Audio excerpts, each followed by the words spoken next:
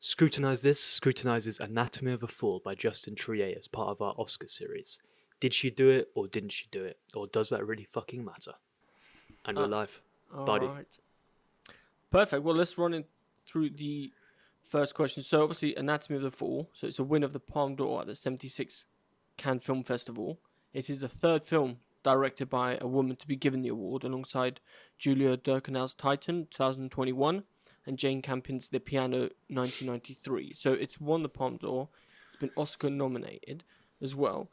What do we think? Think it's a worthy winner for Cannes and a worthy nominee for the Oscars?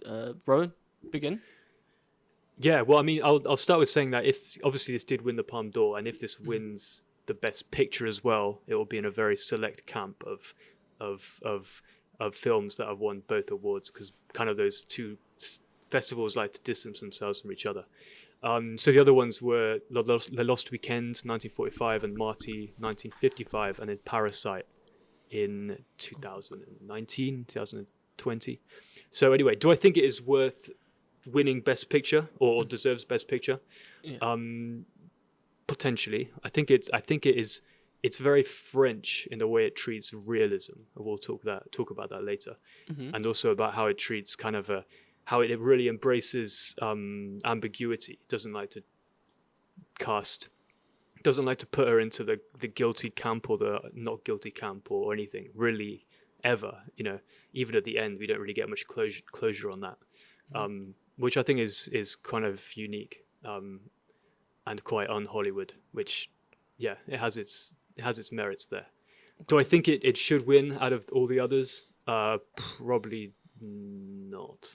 Probably not. Ooh. But anyway, let's but see is this for the Oscar you're saying you shouldn't win, or for the Palme d'Or?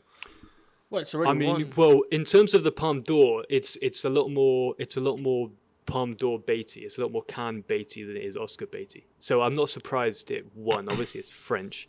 Obviously, Is it a French film? I said, is it a French film or is it a Hollywood film? It's French. French film. Okay. Yeah. Okay. Yeah.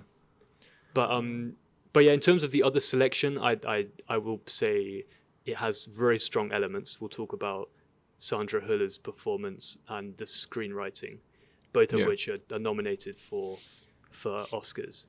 And I think it has a very good chance of winning Best Original Screenplay. In fact, Sandra Hüller as well has a good chance of winning. So yeah. Despite those two things, I still don't think it can make Best Picture personally. Best Picture. But let's open the floor. What do we think? I mean, I think first of all, I don't actually see it as a very Cannes or Palme d'Or kind of bait film, because if you look back, I mean, there are a few. I mean, you get a few. I think Ken Loach has won a couple of times, I think. Yeah, but Ken Loach will never win in the Oscars. He's not No, Oscar that's bait. true. That's true. But just to stick to the Cannes, I mean, the Palme d'Or win, I wouldn't say it's too Cannes bait, because actually it's a relatively straightforward film. I mean, Cannes, if you look through past winners, you have a lot of films that often they can be quite whimsical and quite abstract, and they kind of look for films that obviously defy convention, and especially of that year, it tends to be films that have done something quite unique. Anatomy of a Fall was almost like a TV drama, right? Done as a movie. It's so straightforward. Yeah, it's like a procedural court very drama procedural, sort of thing. yeah. And we'll get. I'm sure we're going to talk twist, about. in a way. Yeah, we're going to talk about obviously the procedural elements of it, because you mentioned it contrasting Hollywood. I mean, in a way, it feels like it's ripe for a Hollywood remake, right? I mean, that film, I can't wait for Fincher to get that. You mean like an American language, an English yeah, language version? yeah. I mean, obviously, there's that. a lot of English spoken in the film, but I mean, I can't wait for there's going to be some scripts going to land on David Fincher's desk in a few weeks called Anatomy of a Fall, a US edition or whatever. And that will win the Oscar. It won't even get. Let me guarantee you now, a remake like that, it won't even get a fucking BAFTA nomination, let alone an Oscar.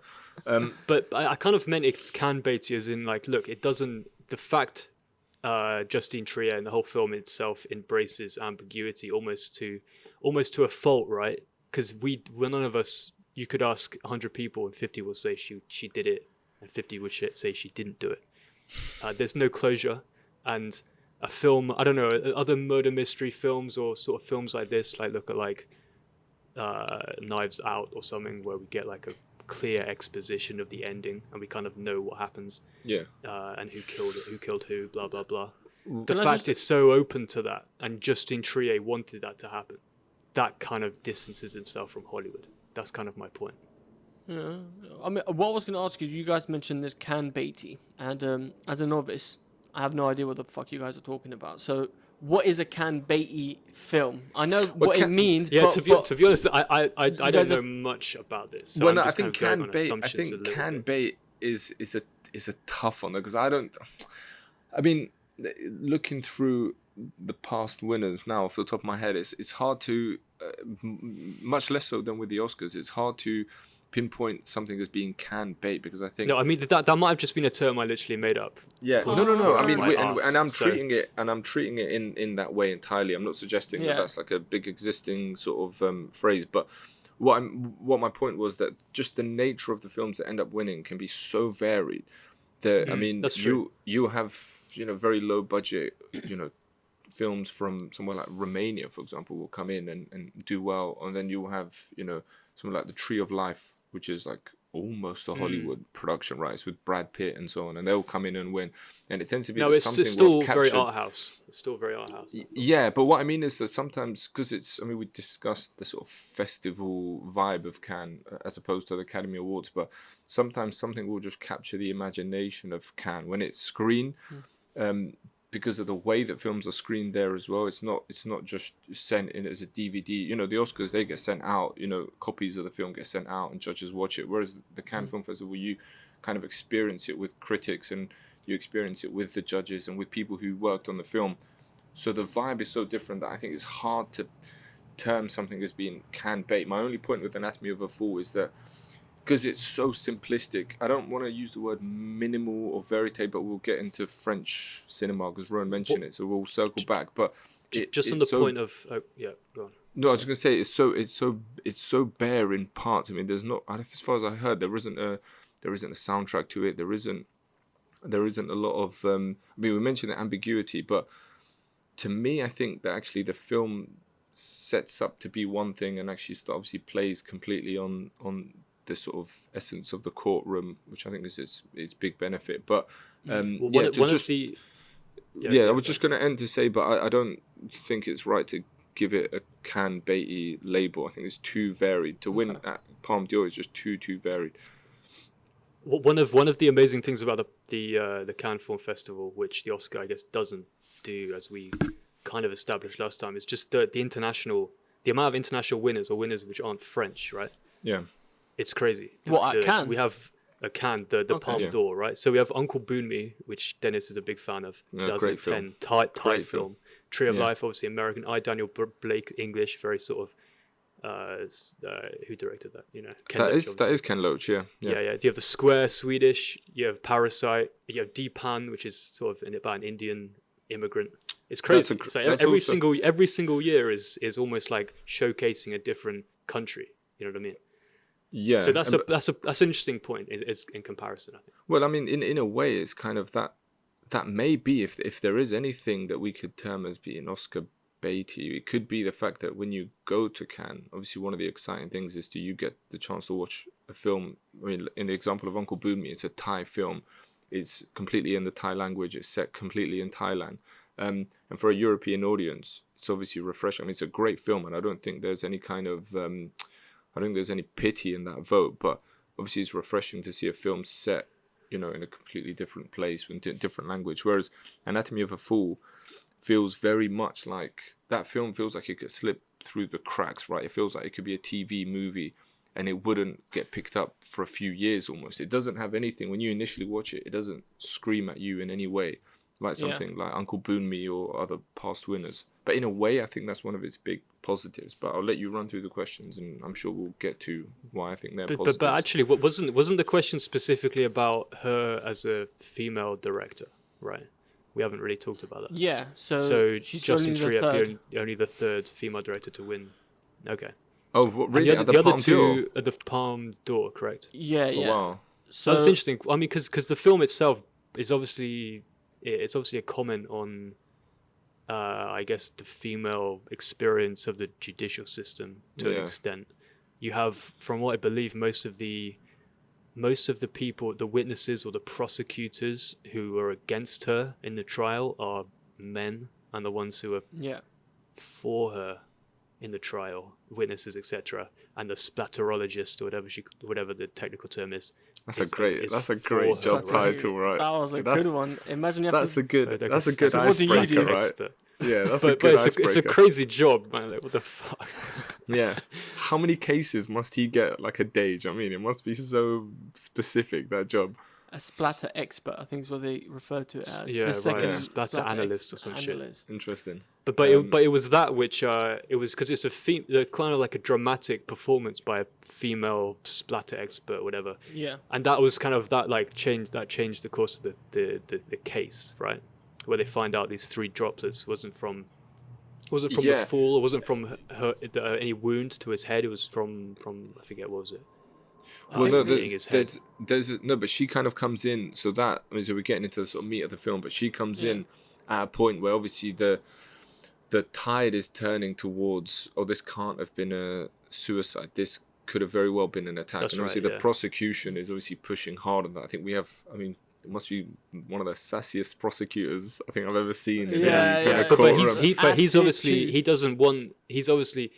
he wants to frame it as a murder, right? He doesn't want it to Very be a overtly. suicide. I mean, very overtly. Yeah. I mean, he And he's uses probably every- obtuse the whole time. Like, yeah, being he a bit of uses a every fucking tool. cunt the whole time. Yeah.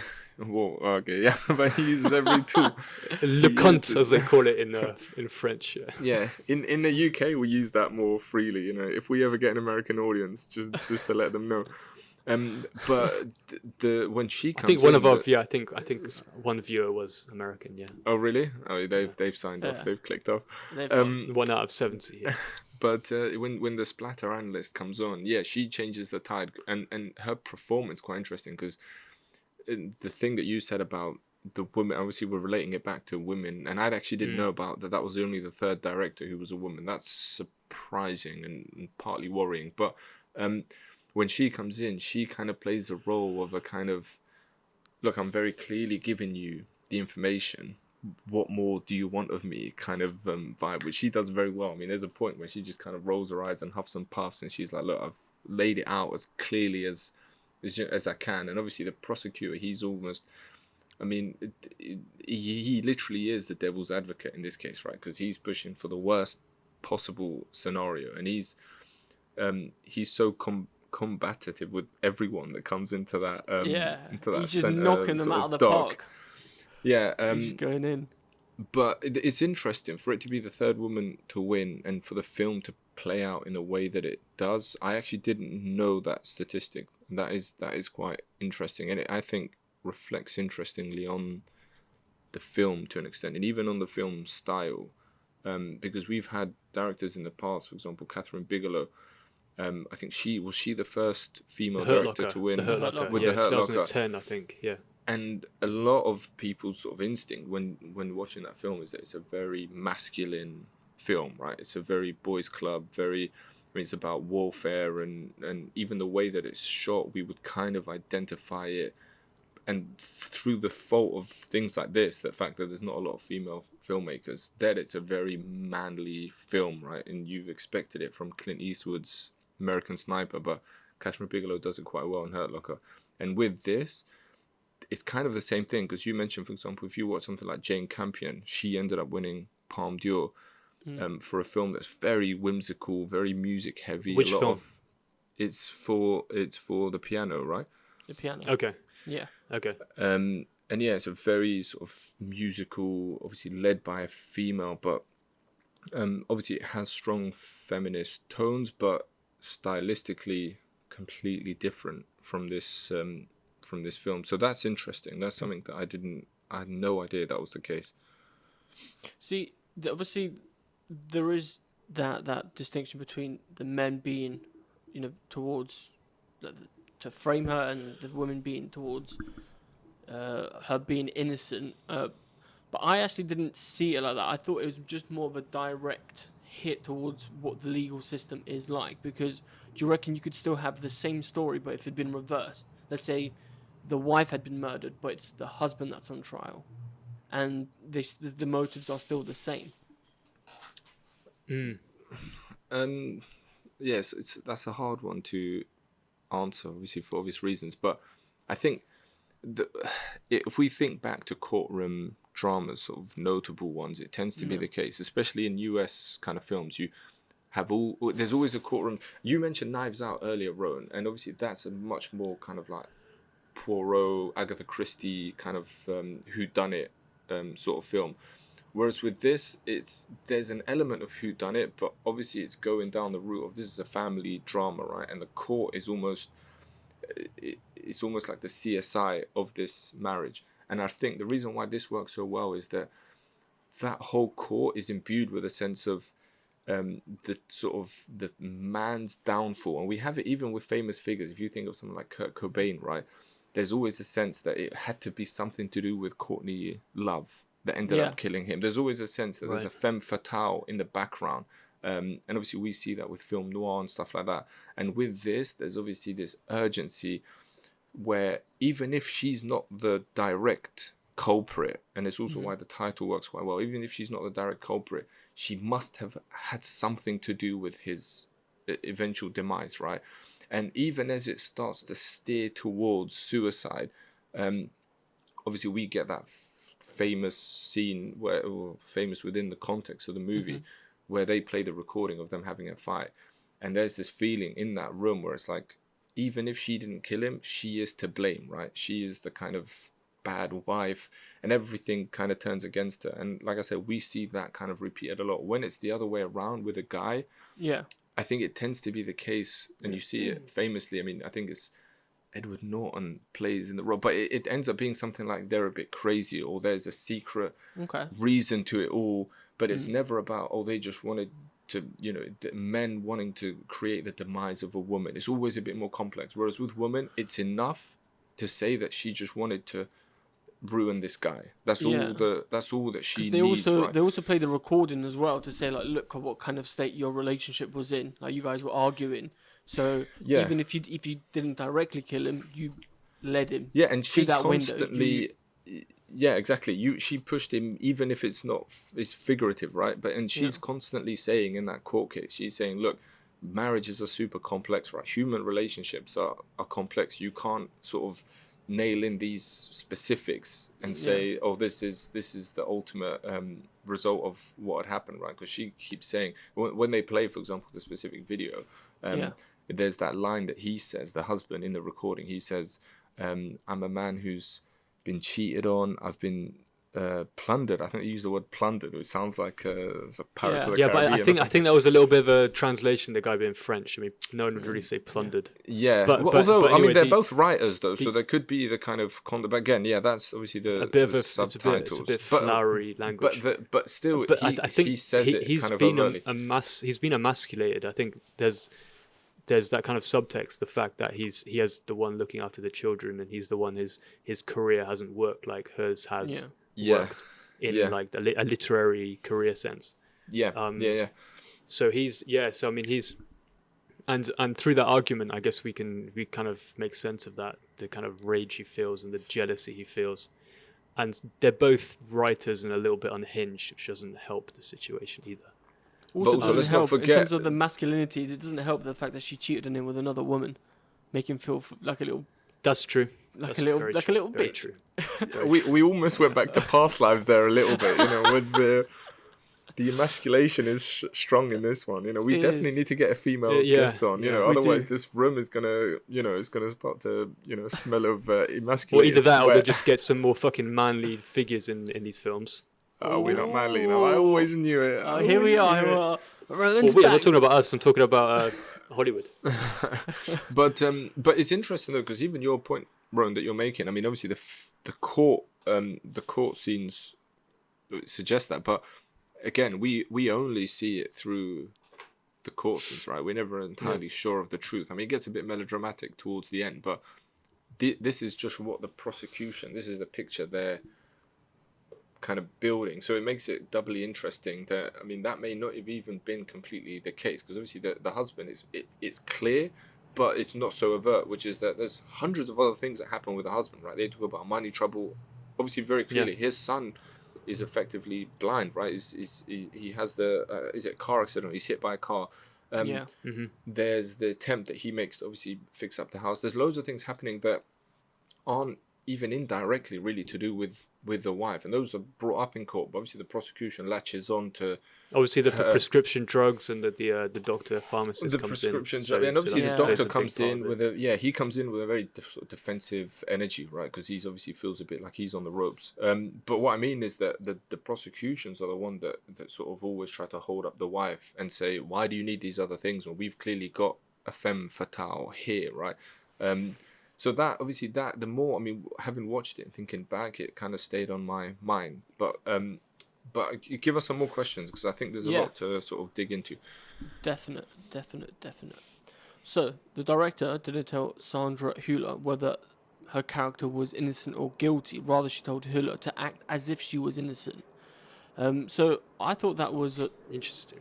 That was really well done. So there's no real truth, because this film isn't really that much about it's not like a whodunit kind of film. It's a more like, it doesn't really matter who done it. I saw it more as the whole process. It doesn't really matter whether she's guilty or not guilty, because we'll never really know. But it's about the process that she has to go through in order to get that verdict.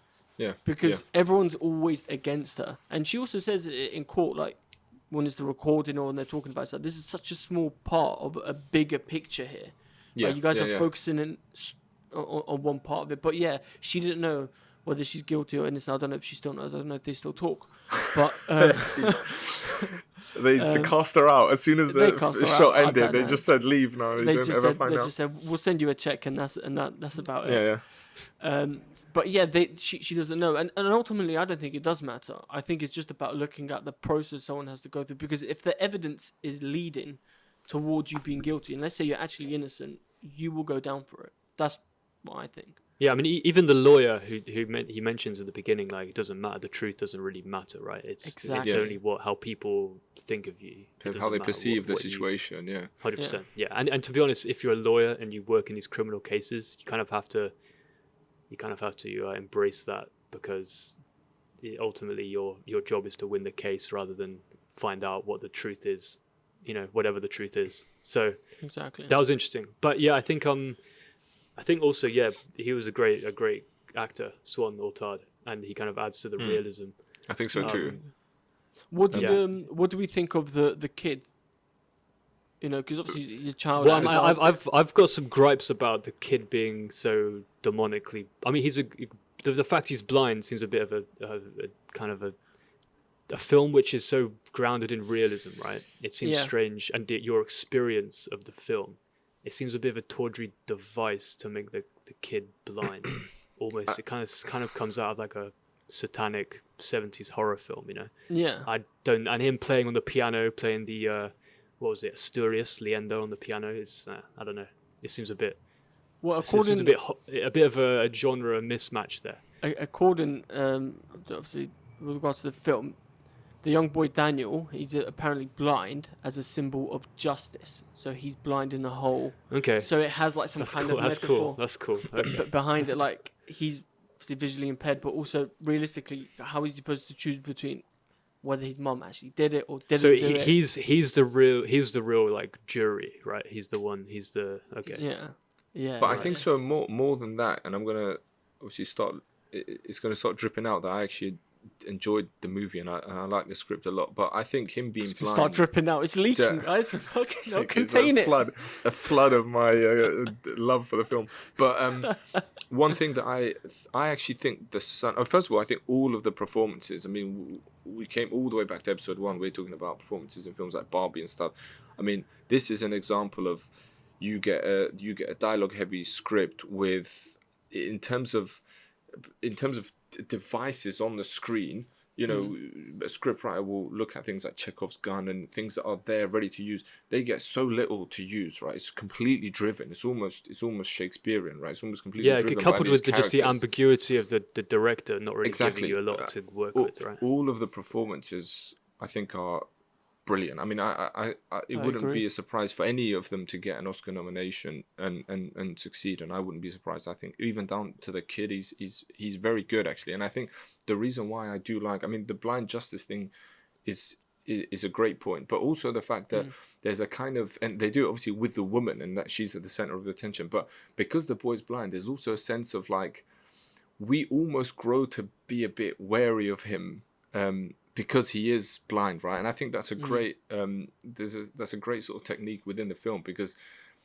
we subconsciously slip into the sense of, you know, is he trustworthy? Is he good enough? Is he? And obviously the film clearly wants that from us. And again, the mum makes a great defense where she says that I don't want to treat his life as being any lesser, right? Because he's lost his vision. But what the court does quite well is put us in a position where we're a bit like, it happens especially towards the end, where it builds up that we feel like the kid's about to shit on that mum, right? It builds up that at the end he says, I've got one more thing to say, and you think this little brother's gonna drop a bomb, right? He's gonna come out and be like, listen, I heard him push it in the court, you know, she did it all. There was a gun there. I don't know how I heard a gun, but yeah, it was crazy. and you think about, for example, the unfair pressures, right? You've got a young boy who's obviously not only visually impaired, but he's at the center of the most traumatic thing ever. I mean, his dad's fallen out and cracked his skull, right? Well, he finds him. Yeah, he's now being put under the pressure of having to recollect his memories and having to associate specific kinds of tape to specific kinds of moments in time. And it's like, you know, you've set expectations of him that even a, let's call it an able-bodied person, wouldn't be able to abide by, right? But we kind of have this unfair thing of like, oh, he's blind, you know, don't give him the time of day sort of thing. And the film does that so well, I think. So performance-wise, and again with the lawyer, I mean, he kind of comes in. In the beginning, because one thing the film does well is it doesn't do this kind of Hollywood type of thing of being like, well, they both like end up sleeping together or some shit. Well, not just there's obviously a bit of tension between them. There was it was. I'm sure there was one scene where, but it doesn't. I'm glad it didn't happen. It would just added too many fucking. But what I mean is that he just emerges into the film as. I mean, it takes a few moments to be like, oh, is he the lawyer? Okay, yes. They don't do the Hollywood thing of being like, oh, there's a billboard, there's a number, this guy's a big time lawyer. He's the only one who can know. You know, Gone Girl was a film. There's not over characterization. Yeah, for sure. 100%. Exactly. I wasn't sure who he was until like 10 minutes through of him being on screen. Right? Was he the lawyer? And I think that's very on purpose, right? Because that's clearly it's sort of manipulating the whole super lawyer kind of. I would call it a trope because it's not in every single film. But for example, if you remember Gone Girl, because Gone Girl was a movie that was on my mind quite a lot because it works the sort of men and women femme fatale thing very well. Obviously, it turns it on its head a little bit, but they do this thing where Tyler Perry's character plays this kind of lawyer extraordinaire, right? So as soon as he comes on screen, we're sort of relaxed by him. Whereas in this film, we don't know, is he a good lawyer? At the end, he makes a joke and says, oh, actually, I've never won a case, right? So you put your trust in me and I've actually never won a case. They do that so well. And I think that is, again, what I'm saying, that the performances work so well because it's easy to watch that and be like, oh, it seems very natural, right? Anyone who's tried to direct a scene knows that no such thing as natural. It's super difficult to get performances like that, and especially when there's no build-up, right? She doesn't have a moment where she's on the call and she says, oh, is there a lawyer coming? Oh, I see him now. You know, Hollywood movies tend to do that, whereas here he's there on screen and we're sort of learning as we go, which makes the whole procedural even more interesting. Because one thing that I was going to say is, if you think back to the very beginning of that film, there is not really any sense that she's done it, right? When you watch the beginning scenes, it's very clear that she's not done anything because the timing of it, everything. Although he does piss her off a bit with the music, the little PIMP instrumental that's in the background. I mean, first of all, the most annoying piece of music, I think, I just stayed in my mind when I fell asleep. I watched it just before going to sleep, and I could hear that shit playing on repeat. But there is that. It's funny that track was in one of my like old sexy playlists, like sexy chill playlists. Yeah. I had it as like, so I knew it from that. Roman was like Pavlov's dog there. As soon as he heard it, he's like, "What, it's time to have sex?" Yeah, He's had shirt off, and he's like, "Why are you watching film with shirt off?" I've had an accident. I've had an accident. But anyway, buddy, listen, I am gagging for some more questions. Okay, so throw them at my face and call me a dirty boy. Alrighty, you dirty little. Right, let's have a look. Well, actually, since we are talking about the music, so PIMP wasn't the first choice for the song. It was actually meant to be Dolly Parton's Jolene, but apparently the Dolly Parton team would give it to them for whatever reasons. And I just wanted to ask, how significantly do you believe the movie's affected when, you know, someone intends for a specific song to be in a scene, but it gets changed? You know, does that have an effect on overall how they see the scene, you know, as an end result? Because I know some directors from research, like, they want specific songs to be in specific scenes, so music is very important. But when you get those two songs are completely different. Completely different. But the one little thread I can potentially see the same between those two songs is Jolene is obviously about. I mean, you could glean there's some sort of traditional gender role thing going on, right? Where she's jealous of Jolene taking a man. Yeah. But there's also in the Pimp by Bacall Rhythm and Steel Band or whatever. Pimp, I've never heard anyone refer to the fucking you know song what? as Pimp. You know what? Rowan is revealing himself to be the most posh podcast host of all time. He's like, Pimp. So there's a phenomenon called Pimp, right? And it's by someone who's called $50. $50? Oh my god. So I love that he didn't just refer to it being by 50 Cent. He named the original, like the actual... That's how he's performing. Pimp. Sorry, we've never heard the song being called Pimp. It's always PIMP. It's mastered by Larry Easterton. He's got great work by Larry there. Oh dear. Okay, we're way off track. But yeah, I didn't actually know about the.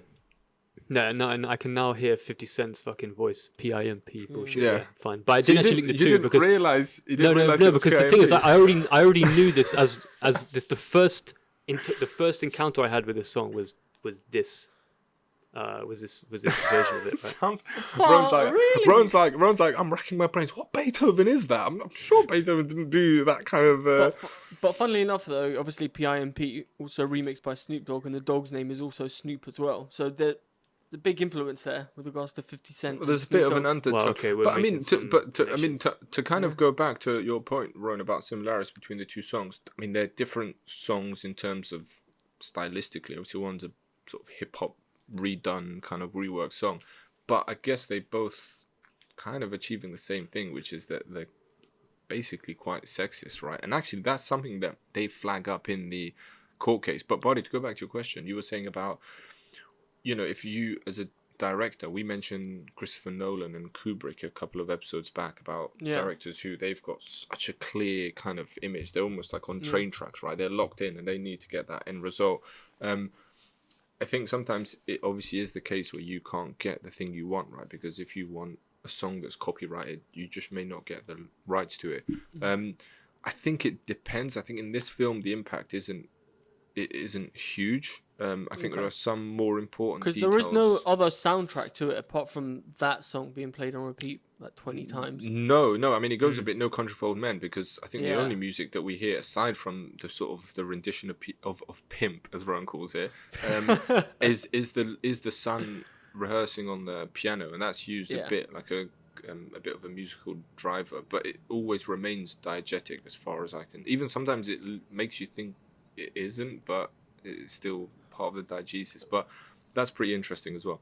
But also another thing is, now I don't know what the French legal system is like, or any, you know. Don't be modest. No, shut You're up. a legal genius. Stop it. Get out of here. But when they're at the house and I don't know what the mental health situation is like in France, but when they're at the house and they're recreating it using a dummy, I mean, how traumatic must it be for the other people in the house to fucking see that?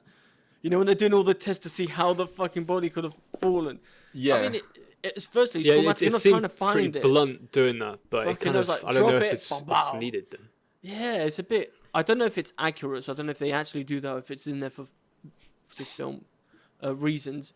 But it just seemed a bit traumatic, let alone. No, but I think they genuinely would do that, right? Because they need to see reckon? they need to see what harm it would cause. Well, I guess, I mean, anyone who's seen, CSI Miami or whatever, they know that they'll have to do, because every situation's unique. So I don't know if that's true to life. And obviously the film just makes seemed it traumatic. suggest, but I don't know if that's true to life. But those scenes, the reason why I like those scenes as well, and again, I'm full of praise for the film, is that there's a kind of, it starts off in an interesting note, because obviously the occasion happens and there's like kind of no room for mourning, right? Like MOU, mourning. You kind of expect that there's going to be a sense of like, oh, there's a funeral scene or there's this, but straight away the police are like, okay, let's put the music up, let them talk, can the son hear them? It's so blunt, right? And the woman's just there having to, not only is she down the line going to have to obviously defend herself in a court case, but she's also not even given any chance to kind of mourn. And there's a scene where she's like, oh, I'm sort of tired of crying, but at least I cry in a car as opposed to, crying on a train. But it's a bit like, well, it's so harrowing, right? It's like, give her a bit of time to, the situation's done. But obviously the court comes into it, or the legal system comes into it in this kind of like, we're just going to steamroll in. But I've got a kind of counter question. I know Bardi normally asks the questions here, but it just came into my mind. How dare you?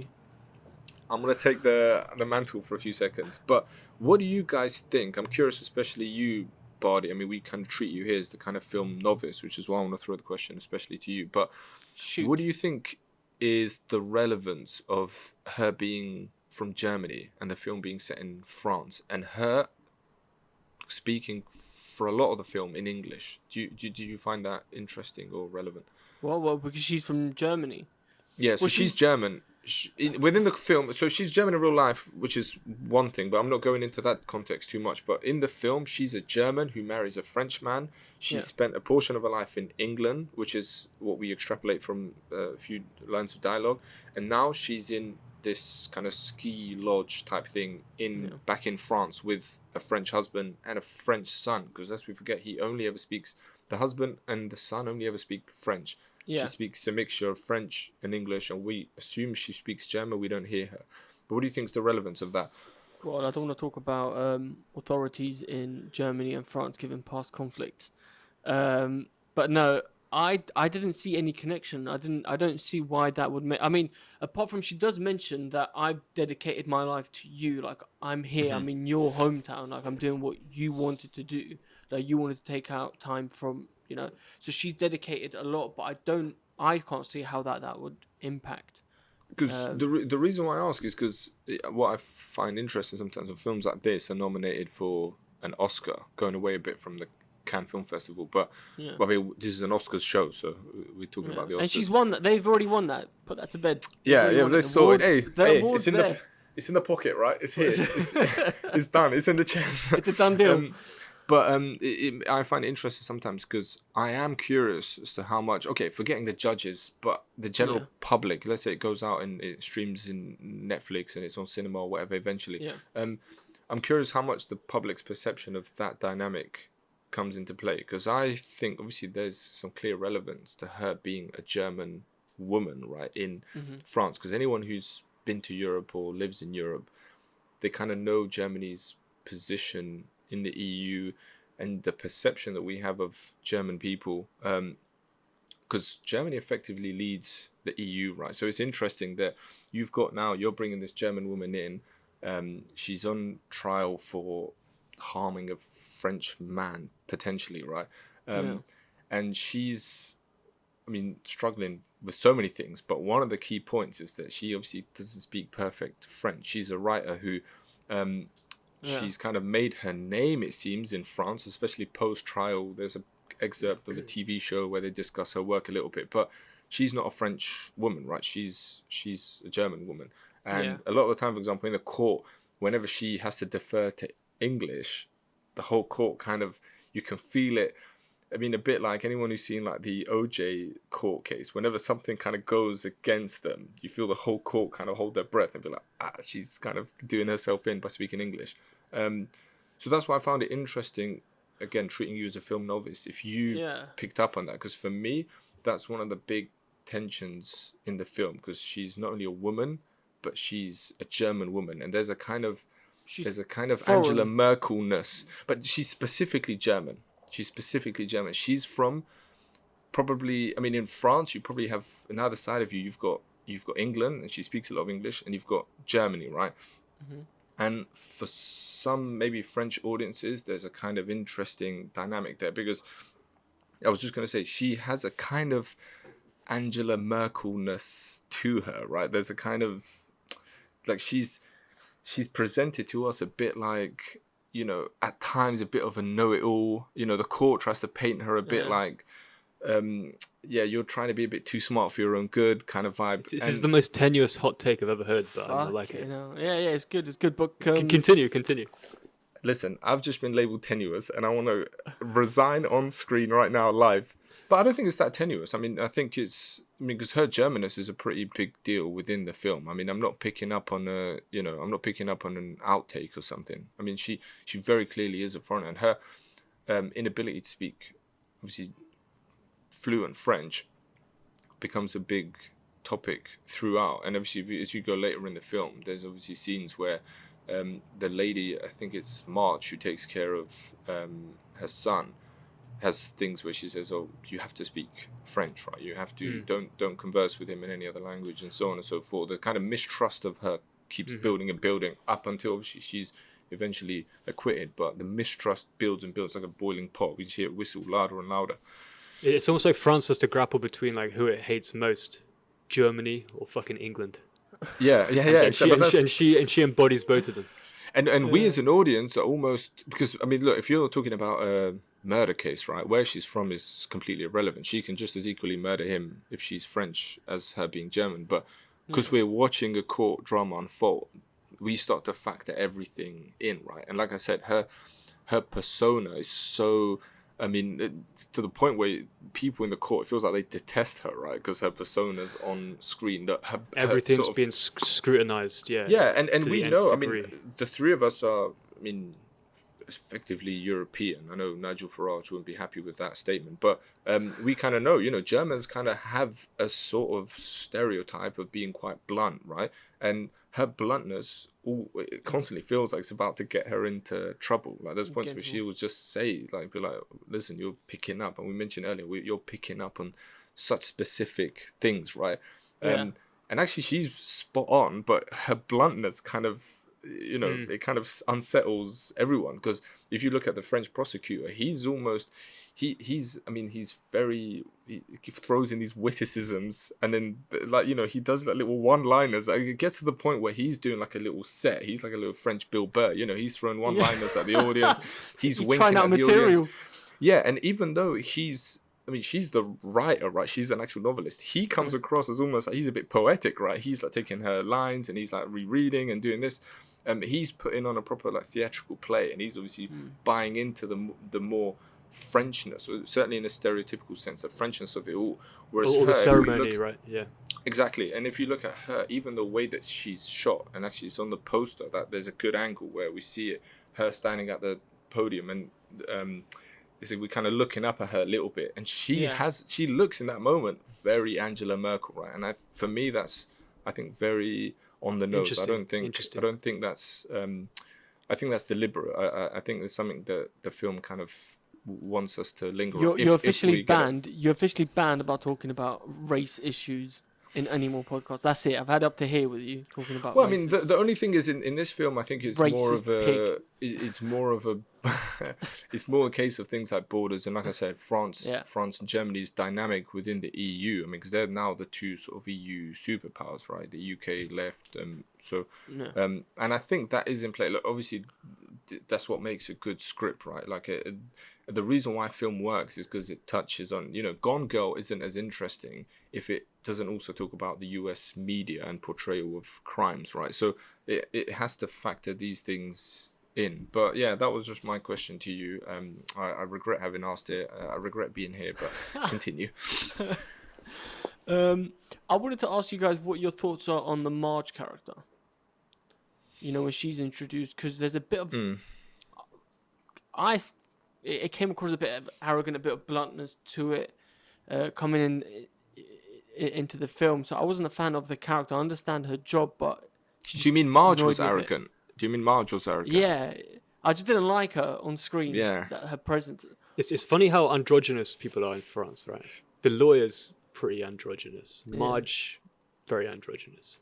I don't know, is that a French thing? But anyway, what is I'll let you ponder that while I comment. I think Yeah. it's funny that there's not a lot of ceremony or anything or authority around the proceedings that take place. Yeah. At the house we mentioned, the throwing off the dummy. It's like there's no really. It's not like if this was a CSI thing, everything would be taped up. There'd be like big lights. It's so unpretentious. Just throwing off off this like human-sized doll from the window, and then her coming as well is kind of. It's like she could just be anyone. She doesn't have a badge or any sort of credentials with her. It just seemed very weird. It just seemed very weird the way she's coming across. If we think of procedural, I mean, like you said, CSI and things like that, we mentioned obviously David Fincher films. If you think of about like one film that comes to mind, I think it's a good example, almost like a kind of double whammy here, is anyone who's seen the Swedish Girl with the Dragon Tattoo and obviously the Fincher remake. If you think about it, those scenes, those movies, they have scenes where they're probably equally as procedural in that sense, very blunt, and they show, examinations and reading documents and stuff. But for example, if you watch a David Fincher film, you'll get that kind of Trent Reznor soundtrack in the background. It turns into a montage. Everything's driven by music, and the way he shoots things makes it seem a bit more interesting, right, than it is, because ultimately it's just Daniel Craig reading through documents.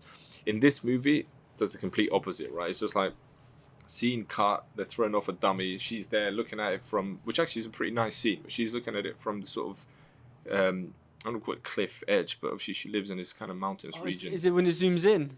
It zooms in, yeah. That was an interesting zoom.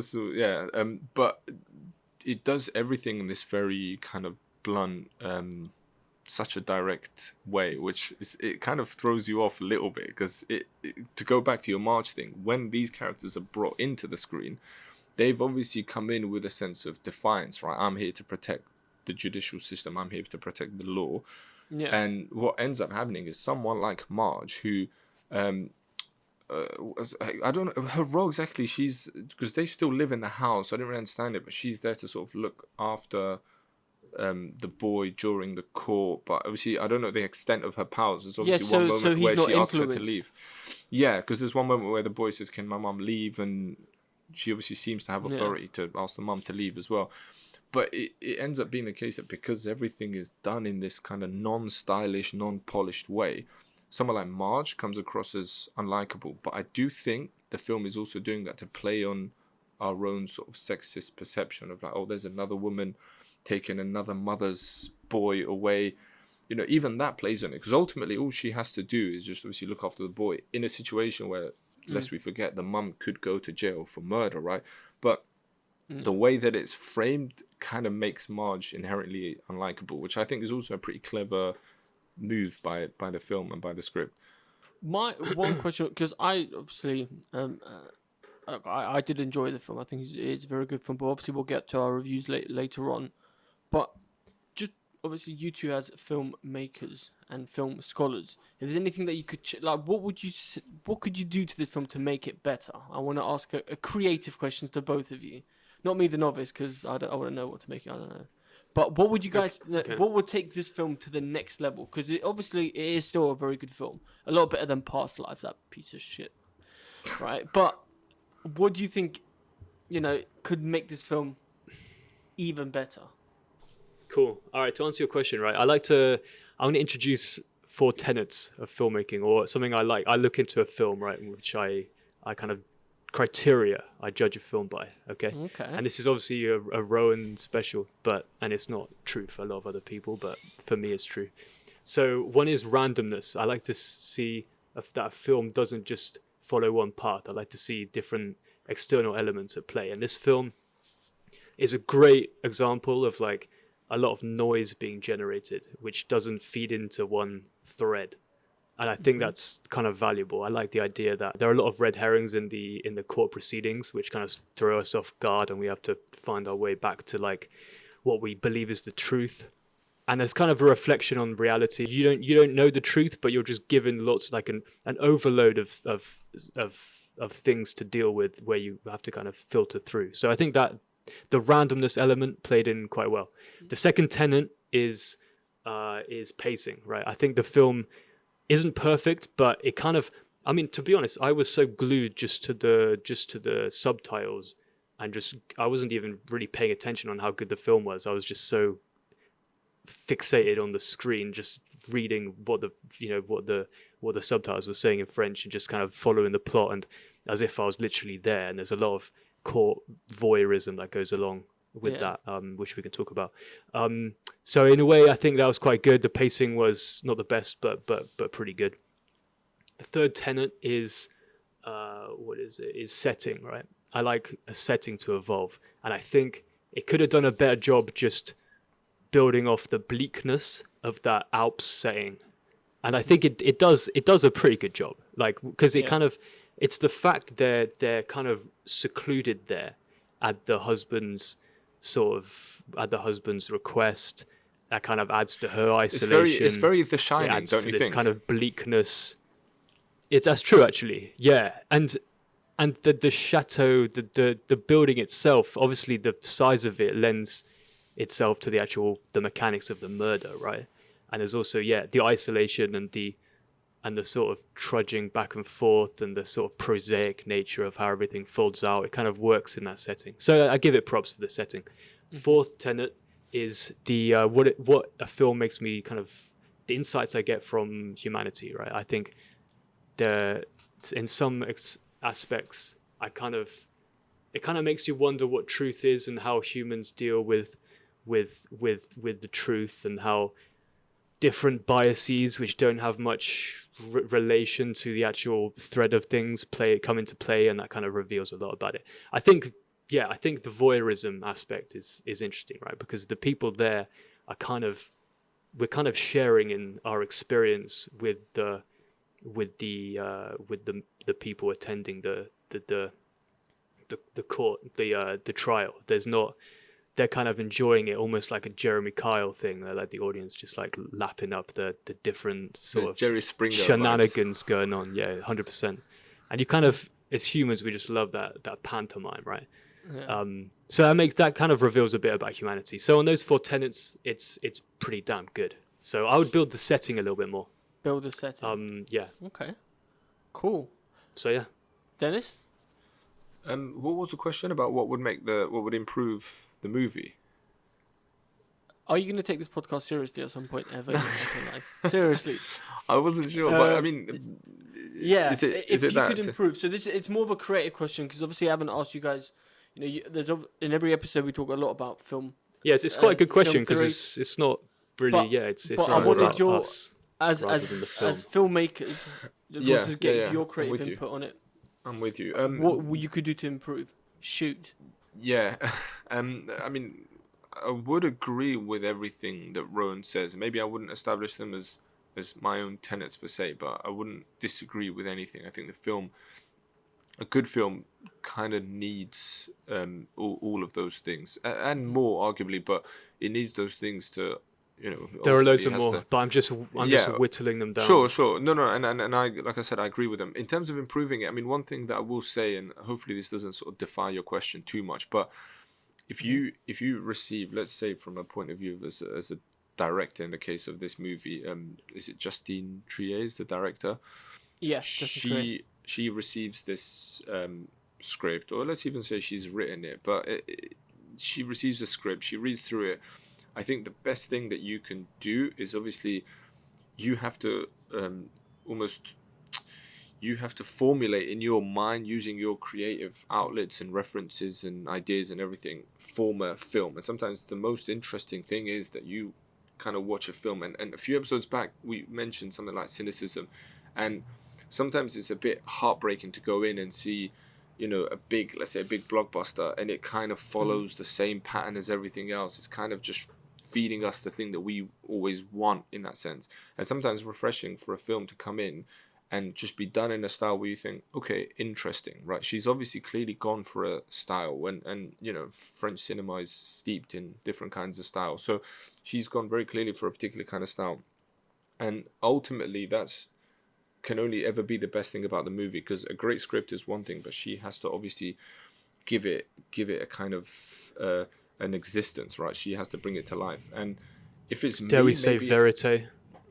yeah, it gets very verite, and obviously we have things like camcorders. A lot of great films who go Love to Palme d'Or. POV, right? Yeah, Michael Haneke uses a lot of camcorder in Hidden as well. So there's something that works with the French and camcorders. But the point I'm making is that, let's say if you give me this script instead of Justine Triet, maybe my reading of it would be different for so many different reasons. I mentioned obviously the thing about the Germanness and the Frenchness. Me as being a Brit, maybe I would read it differently, and with that, different stylistic elements would come in. Maybe I'd lean more into David Fincher's style of filmmaking as opposed to hers. I mean, one thing that her film does, I said before, it's almost like a TV drama, right? It's so bare bones. It almost feels like it could be. I mean, if you mute it, it almost in parts starts to feel a bit like those kind of serial television shows that come on every week. Yeah, it kind of looks like it kind of looks like Succession in a way. It has that, like, the way it would crash zoom around, and get people's reactions. It was like a docu. Yeah, it's like a docu realism. So I wouldn't really flavor. change. Look, I mean, as Dennis, I'm someone who loves a little bit of abstract, a little bit of panache, let's say, and the film does start to feel like stylistically it's lagging a little bit to my own taste, but the whole time I understood what the director was doing, that it was never lost on me, and I think that is enough to, one, for me to give it a positive review, and two, it's enough to sort of satiate me in terms of style, right? Because the hardest thing for a director is to put that thing in your mind out on the screen, right? If you watch like David Lynch interviews, he'll be like, I've got a television in my head, you know. And the hardest thing is to put that on the screen, and it feels in that movie very complete. She's got that vision out, so I wouldn't change her vision of it, but I can understand that give it to another director, it could come out as a completely different film, but equally be good, but be very different at the same time. Okay. What's interesting, just to add on to that, is that she wrote the film for the main Sandra Hüller. Sandra right? Hüller. Yeah. So you wrote it specifically for her. What do you think that says about that? I mean, could someone else sort of replace Sandra Hüller Well, I mean, in that role, because she does such a great she's nominated for great job. Best Actress, right? Correct. In a leading role. Yes. I mean, I would love for her to win it. From what I've seen so far, the performance is so good. It's so pained at times. She's also in Zone of Interest, and we'll move on to that later. She's in the Zone of Interest. She's also in a year for. She's also Sandra in Hüller. Tony Erdmann. So if people have seen that, it's a bit of an older film, but it's actually very good, and she's very good in that, and it's a very funny movie. But she drives this film. I mean, she hits it out of the park, but she drives this film so well. I mean, she's got a near impossible job. It makes complete sense. The role is so good for her. I mean, I mentioned all the other contextual things before, but I can 100% see that this role is designed for her, because it needs her. It needs her kind of. She has I don't know how to describe it best. Maybe a subtle bluntness. I think that would be the best way to. But she has this like icy, like hidden aggression sort of thing.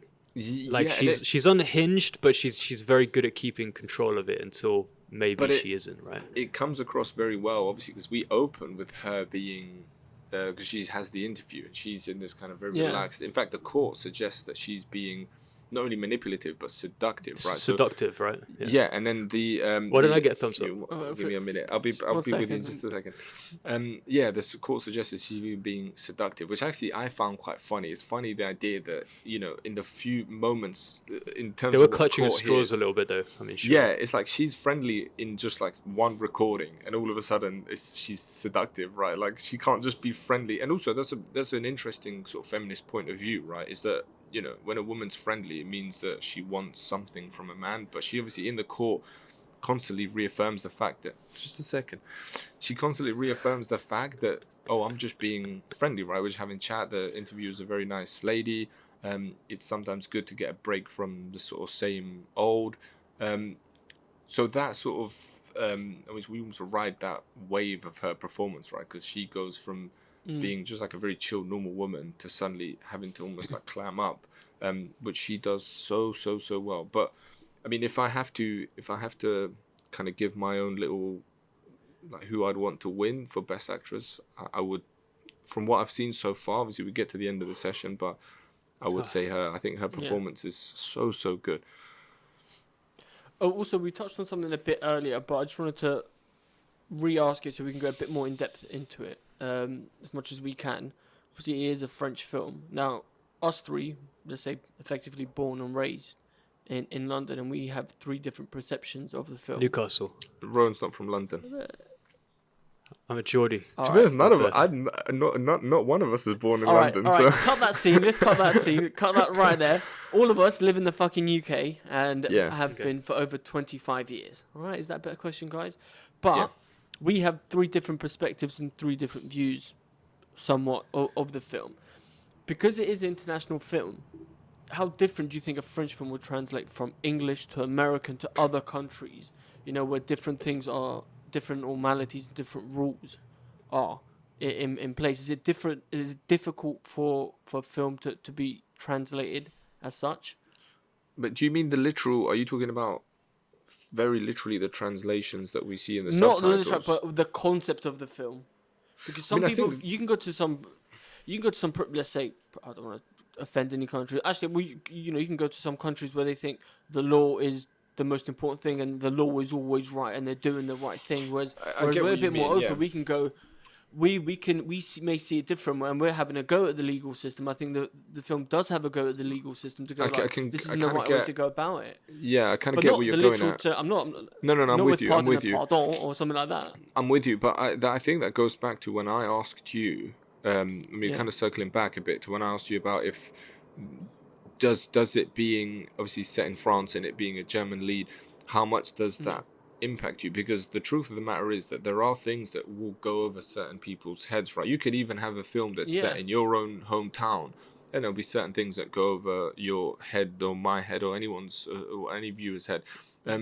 But I think it's a double whammy here, because one, that's kind of the enjoyment of watching a foreign language film or film set abroad. I mean, we go back a little bit to past lives where whether or not we necessarily enjoy it or agree to use that term, because it's imbued with a kind of a South Koreanness or just a foreignness, obviously that makes it kind of enjoyable and different, basically.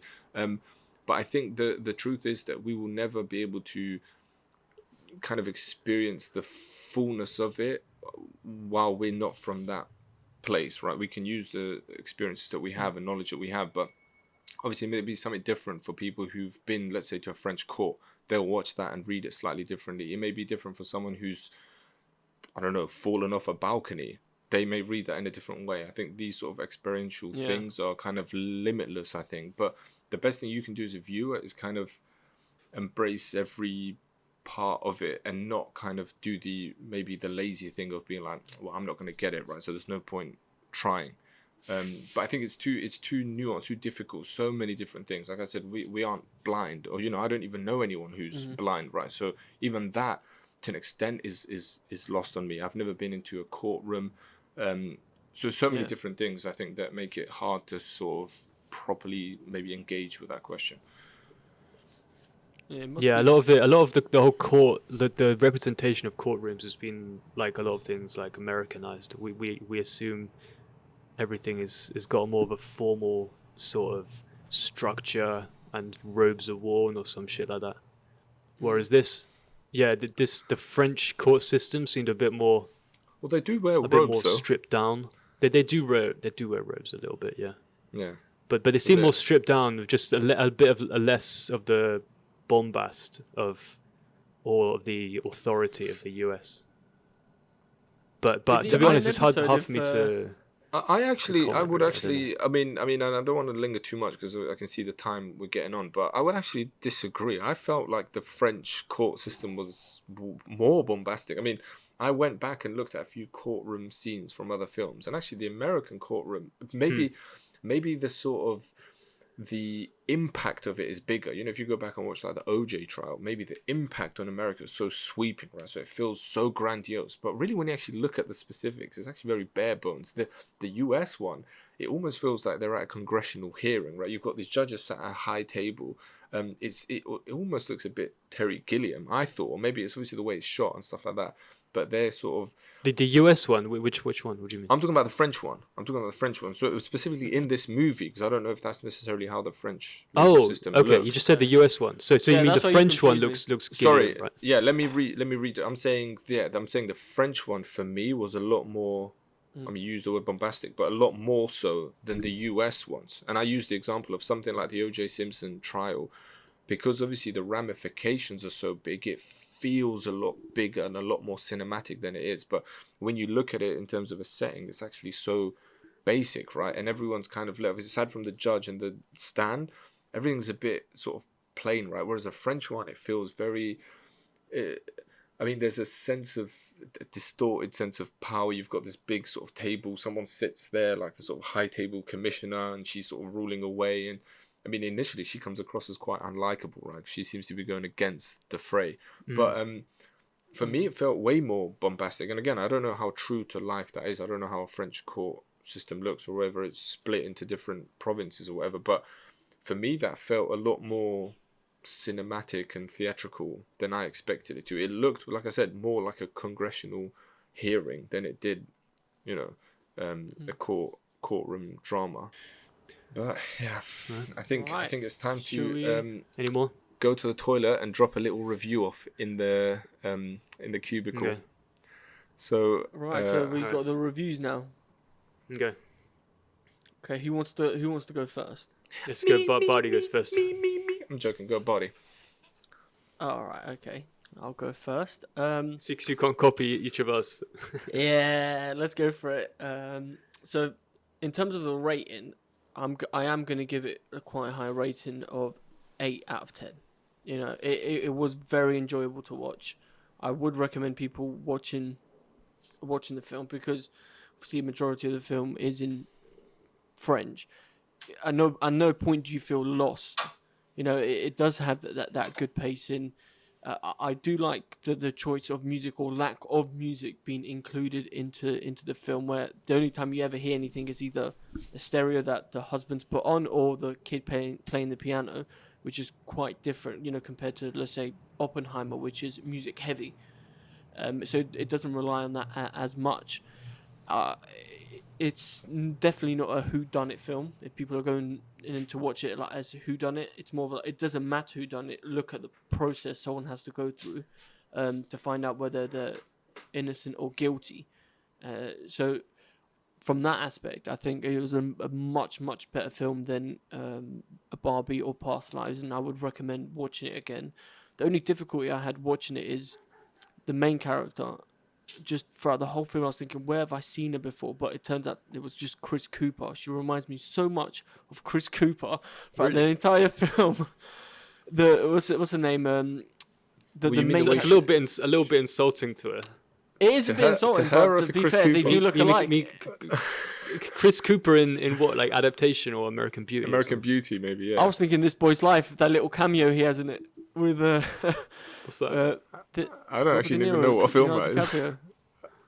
Oh really? Well, he plays in it. There we are. Okay. Look at these. Look. I mean, they're both good actors. But... They're both great actors, but that was playing on my mind throughout the film as well. But it's interesting because I thought the lawyer looked like fucking Tilda Swinton. Yeah, he looks like I Tilda went for Swinton. Judge I thought Rinder. that as well. He's got the same hairstyle as Tilda Swinton as well, I think. Funny, androgynous, like big sort of eyes. Yeah, I found milky him, eyes. I thought he was likable though. I liked him throughout the whole film. Yeah, he was Also, kind of captivating. Yeah. Can we Yeah. can we give a shout out as well to the dog Snoop, where he acts kind of dead as well, because that is it's a big thing to pull off, an animal. Yeah, playing the that. dogs have got quite a lot of quite a lot of props big online. up. I've I don't know if there's a Yeah. category for that in Oscars, or if you guys want to recommend I it. think with they're your going to higher-up introduce it this producers. year. Yeah. I can They're imagine gonna that get they out would the introduce animal it. category. Also, did you see in the I think credits? Werner Herzog is going to add some iguanas onto that. In the credits, the lead credit. I don't know if you saw that in the end credits, and the dog's Oh, real really? name. I didn't see. Okay. The dog's real name, obviously the credit, the actor's name, and the character name. Obviously, character name is Snoop. The real name of the dog is Messi, like the footballer, which that made me laugh. When I saw it, I was like, "Oh, is the dog named Messi?" But actually, it's the real name of the dog, which I thought was quite funny. But anyway, Bardi, you've interesting. bored us, right? So what is it? 8.0? All right. 8.0. I said that first thing. All You're right. not paying attention, Dennis. Dennis's turn. Shit off. Do I have to Here we review go. it now? Is it my turn? We're gonna have a racist rant again. That's Go how on, that's Dennis. how it works. Yeah. I am gonna annoyingly also give it 8. I feel like me and you are always synchronizing, Party, or you're, I don't know. Rowan, We've go on. maybe- How are you gonna have a go at me now? Can I Great still be on the show minds. next week? Great Or minds next think episode. alike, but I'm also gonna give it an 8. You've earned it. Maybe more or less for the same reasons as you, but I mean, I've spent the whole episode talking about why I like it, so I'm gonna keep it brief and say 8.0 out of 10. Okay, Okay. can you Alright, give that's something it. different towards me as well, please? No, we're not having this. If I got a bollocking from the boss, that's your own, because it's your show, then you're going to get a bollocking as well. So But hold no, on. say But something. wait, hold on, Bodhi. Did you have 8 in your mind when you first watched it, or did anything that we said here kind of amend your? And I mean that genuinely. To be honest, it hasn't changed that much because we have been on the same wavelength. When it was the case of Oppenheimer, I dropped it from 8.5 to 8 because I wanted to see a different aspect of the character. So if it does change, I'll obviously let you guys know. I always I give it a rating right after I watch the film and do 25 push-ups. And then, after the episode, if it has changed, I'll let you guys know. But yeah, Dennis, you need to add something else as well, please. Go for it. And nothing racist. All right, keep it clean. What do you mean to my sort of summation of it? Yeah. Give something else. Just one line. One if you can line, do that. something One that you line, haven't given just to us one line. before. I'm trying to think something that I haven't said Without any before. maybes or buts or using the word cynical. Yeah. You can do this. I liked it when he says, "Oh, is Stephen King a killer as well?" That scene made me laugh a little bit. So that's my line. So you guys can shit off. Right. Fair enough. All right. Fair enough. Okay, a bit of a letdown, but let's go. Okay, no, fair enough. Cool. Okay, my turn. Well, I like how the film embraces realism. Rowan just like, vomited totally. He was like the dog in there. Excuse Snoop. He just threw up. He was like, blah, blah, blah. Excuse me. What are you talking about the film? He's like, Okay, well, if I'm allowed to are we on proceed. Oppenheimer yet? All right, let's go. Okay, well, am I allowed to give my review yet? Please, on God. Okay, all right. I like how the film embraces realism. It totally bleeds it. It's almost kind of too much realism, too much ambiguity. It would be nice for the film just to have a bit more, I guess, artistic sort of frivolity. But whatever. That's Justine Triet. I did enjoy the fast paced, the procedural element, and not really knowing what piece of truth to like or not. So yeah, I'll give it a 7.5. I'm not going to give it an 8. Ooh. Okay. Okay. Is that the highest Cool. scored one so far? Is anyone keeping a track of all of the scores or no? Well, If I could Oppenheimer retroactively take Oppenheimer down a little bit, because I don't, it doesn't deserve a. Did I give it a 7? Whoa, amigo! Hey, not Oh, all of us have got okay. that. Not all of us have got that benefit. What would eh? you give Oppenheimer now? I've got that. Huh? What would you give Oppenheimer now? 5. Fuck off. I was being too diplomatic. Wait, hold on, Ron. Diplomatic. Can you throw up? Yeah, fuck Oppenheimer, man. It's awful. Can you put up a little? Right, this is a different. Wait, both Yeah, of you a little stop score having, thing. stop Yeah, well, all having right, we'll do that. marital troubles. Yeah, can we have a little sort of table maybe where we're like thing. Okay. But obviously put a score little sheet. asterisk, Alright. put a little asterisk that says Rowan's little mind changer, and then just obviously adapt your scores. But yeah, Okay. that'd be good. All right, to we'll have a sort of little throw that up. leaderboard, right? Yeah. Cool. Yeah. All right. All right. But to be honest, it probably is the highest rated one, I think, among us. Cause, I think so. Yeah. So far, I think it is so far. Even without for the me, amendment. it's a tie between Oppenheimer and this. They're both at 8. Everything else has been less than that. just wait for Poor Things, and we will catapult that total up. Let's see. All right. Don't tease it out too All right. much. I don't want to preempt. Yeah. We might get Okay. disappointed. Nice. But okay, We'll Nice. see. cool guys. All right, we'll see. Killers of the Flower Moon is later. Is the next one. So Okay, we'll see you guys. Alright. we'll then. embark on that 3.5-hour journey. Fucking hell. That's Cool. gonna be Peace Bye, guys. and love. I love both of you. Subscribe, like, share it, everything. Scrutinize this. Screw it.